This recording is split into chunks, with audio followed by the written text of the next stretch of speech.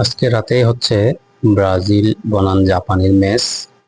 অনেকেই অনেক রকম করে হচ্ছে মতামত দিচ্ছে। আসলেই খেলাটা হচ্ছে বাস্তবতার উপরে নির্ভর করে।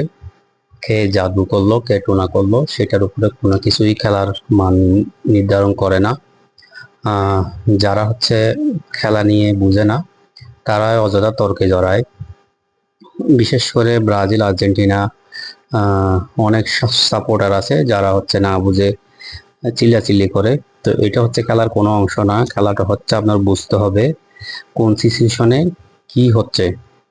আজকে আমি ব্রাজিল এবং জাপানের ম্যাচ নিয়েই হচ্ছে আপনাদেরকে বিস্তারিত জানাবো।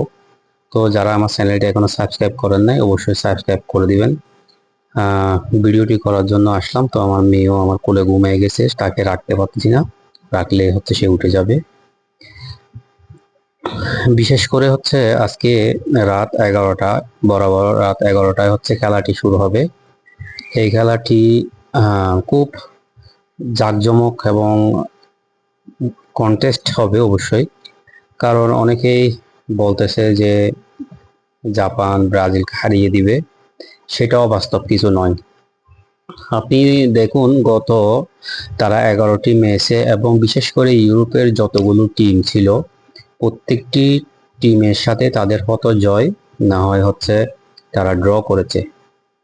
বিশেষ করে হচ্ছে লাস্ট 2025 সালের অক্টোবর মাসে